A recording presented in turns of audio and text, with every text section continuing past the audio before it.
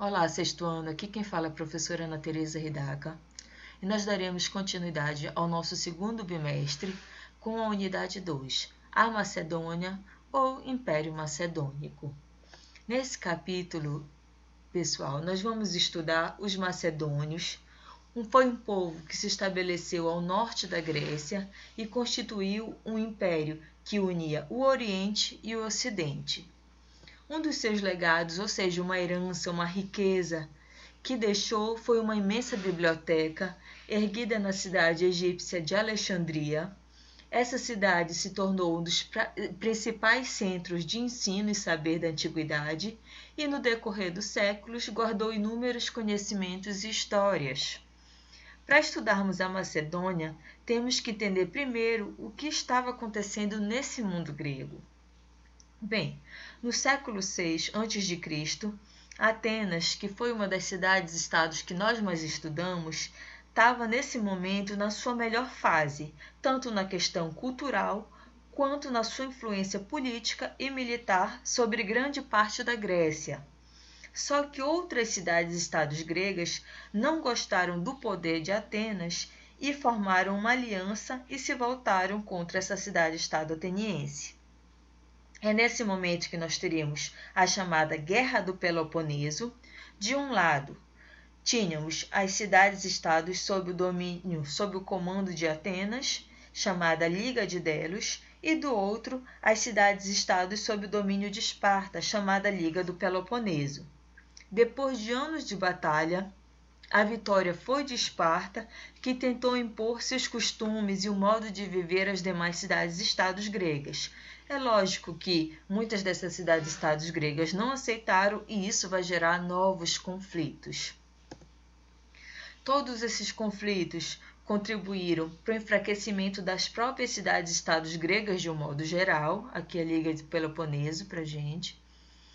E no fim das contas, nós vamos ver que esse enfraquecimento das cidades-estados facilitou o domínio de um outro povo sobre essa região, sobre esse povo. Nesse caso, os macedônios, que é o nosso estudo de hoje. Eles habitavam a região norte da Grécia e eles aproveitaram nesse momento para promover a sua expansão, seu crescimento territorial.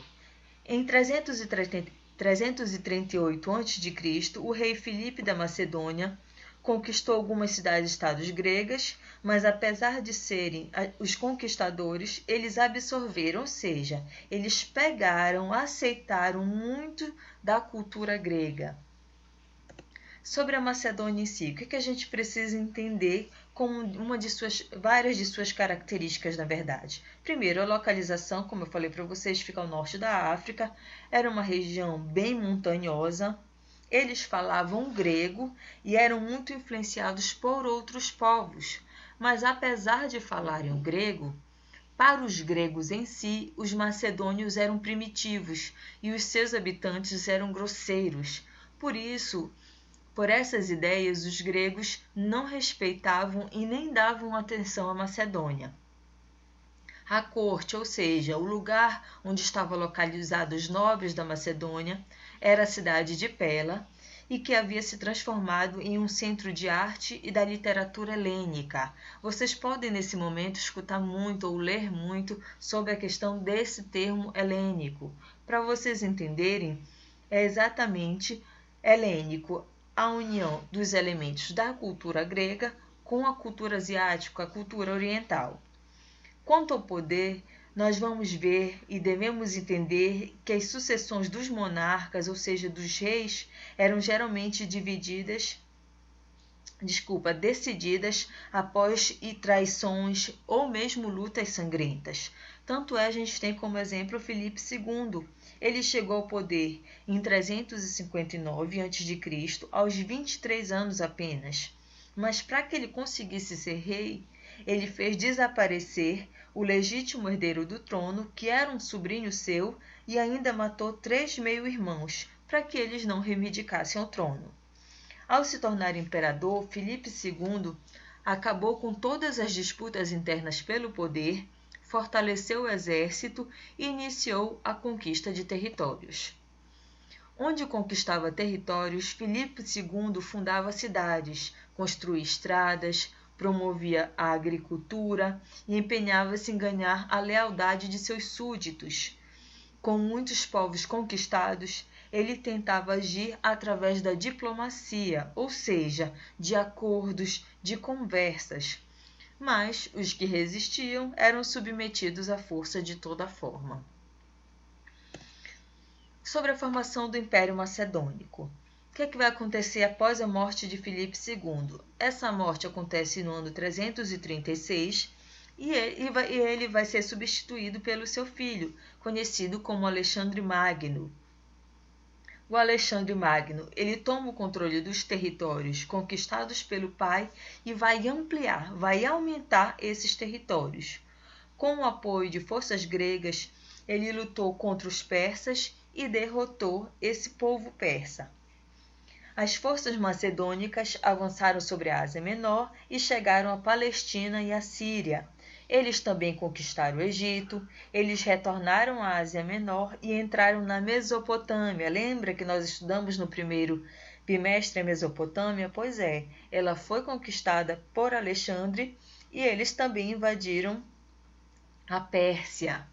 Eles ultrapassaram o Planalto do Irã e conseguiram chegar à tão desejada Índia. Aqui nós vamos ver um mapa para vocês, mostra exatamente um território que iniciou ao norte da Grécia, vai conquistar todas essas linhas vermelhas que vocês estão vendo. Essa vai ser a extensão do Império Macedônico, conquistada por Filipe e principalmente por Alexandre Magno. Aqui nós temos sobre a política e a economia. A gente precisa entender aqui algumas características. À medida que ampliava a extensão do império, o Alexandre ele mantinha a política do seu pai, a de utilizar a diplomacia, ou seja, a conversa, o acordo com os povos conquistados, logicamente sempre que possível. Ele tinha importantes técnicas de guerra também, através de um exército mais numeroso e especializado. Ele criou as chamadas falanges macedônicas, que eram exatamente compostos de soldados de infantaria, ou seja, armados com longas lanças, espadas, punhais e escudos, e de cavalaria. Então esse exército estava extremamente preparado. Ele estava disposto a conversar, senão o seu exército estava disposto a dominar. Para tentar conter o ódio e as rebeliões dos povos conquistados, o Alexandre ele proibiu os saques e as pilhagens pelas tropas macedônicas. O que quer dizer isso? Os seus soldados eles não poderiam roubar ou de repente estragar os bens daqueles povos dominados. Tinham que ser, de certa forma, respeitados. E para agradar aos seus soldados, antes de cada nova conquista, eram enviados emissários que providenciavam bebidas e alimentos para comemorações que ocorriam após as vitórias. Alexandre também fazia oferenda aos deuses locais como uma forma de demonstrar respeito aos povos conquistados, à sua cultura, às suas crenças. Só que é lógico que a extensão territorial vocês viram que foi enorme. E não seria possível uma unanimidade nessa conquista. Vão ter, logicamente, inúmeras dificuldades. Por exemplo, muitos desses povos eles não aceitavam ser dominados ou fazer alianças, o que fazia com que houvesse muitas revoltas dos povos vencidos e até mesmo havia rebeliões entre os integrantes do exército. Tudo isso foi documentado nesse momento. Alexandre, assim, ele percebendo todas essas situações, ele criou inúmeras estratégias para conseguir o sucesso do seu domínio territorial. Ele vai estabelecer várias formas de organização de acordo com as características dos povos conquistados. Então, ainda que ele tivesse dificuldades, ele sempre tentou criar estratégias para conseguir, de fato, o seu poder. Aqui, nós vamos ver que em alguns locais Alexandre instituiu uma administração sob sua própria autoridade, em outros ele manteve o líder derrotado no poder, em outras províncias nomeava alguns de seus generais para governador e aproveitou também muitas estruturas que haviam sido feitas pelos persas, como por exemplo as estradas, para levar expedições a lugares mais distantes. Questão sobre economia relacionada ao Império Macedônico. Para facilitar as trocas comerciais, ele fez com que fosse possível circular moedas. Aqui vocês vão perceber as moedas que tinham a imagem do imperador. Eles aproveitaram as estruturas persas e permitiram uma integração comercial que abrangia desde as terras da Ásia, o atual Oriente Médio e o norte da África até o sul do continente europeu. Havia tanto os produtos de primeira necessidade quanto artigos de luxo, como, por exemplo, perfumes e especiarias. Quando eu falo de especiarias, estou falando de produtos raros. Naquele momento, eu falo do cravo, da canela, do açúcar. Eles eram comercializados por mercadores que viajavam por todo o território do império. Indo para a questão cultural. Quando a gente fala da questão cultural, é muito importante a forma de pensar, a forma de agir de Alexandre. Ele, no fim das contas, vai levar a cultura grega para os diversos locais que ele vai conquistar. Nós vamos ver que, por exemplo, sábios gregos o acompanhavam nos locais e em diversas regiões. E nesses locais que ele se instalou, que ele dominou, ele vai construir inúmeras edificações semelhantes às gregas. Houve também centros de estudos que foram criados com diversos grupos de estudiosos, como filósofos, matemáticos, arquitetos, médicos, enfim, eles eram diversos profissionais e eles eram provenientes de diversas partes do Império Macedônico, não necessariamente só de um local, mas estudiosos de diversas partes desse império que iam trocando seus conhecimentos, que iam aprimorando os seus estudos. Nós vamos ver, por exemplo, teve dois grandes centros de estudos nesse momento, que foram Atenas e a cidade de Alexandria, que no caso eu já falei para vocês que foi construída no Egito. Havia também obras dos filósofos como Platão e Aristóteles que conseguiram chegar a diversos locais desse império, atingindo territórios a longa distância, por isso esse conhecimento vai ser até hoje utilizado, porque de fato tinha muito valor e Alexandre reconhecia todos esses estudos, a importância dele. Também nós vamos ver que ocorreu a divulgação das artes plásticas, a do teatro grego. Além de tudo isso, o Alexandre estimulou o casamento de muitos de seus generais com mulheres da elite, ou seja, que tinham, de certa forma, a sua família era de poder dos povos conquistados, para que ocorresse a miscigenação, ou seja, a mistura cultural. Para a gente fechar aqui a nossa aula de hoje, só uma curiosidade sobre a cidade de Alexandria em si.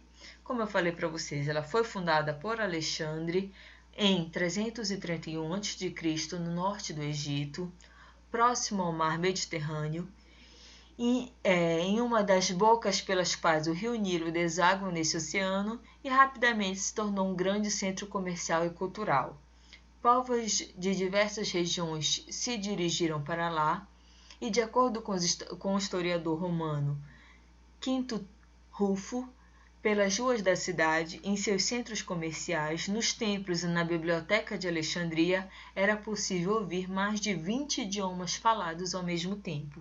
Isso mostra não só a importância da cidade enquanto atrativo cultural, mas mostra a diversificação da população que ali estava, o quanto o Império Macedônico contribuiu para que houvesse mistura de povos, a relação, acordos, seja comercial, seja cultural, de diversos povos. Bem, sexto ano, a gente termina a nossa segunda unidade nesse momento. Façam as atividades do livro e do portal que será aberto essa semana também, da segunda unidade. Você já tem que fazer a primeira. Boa sorte, até a próxima!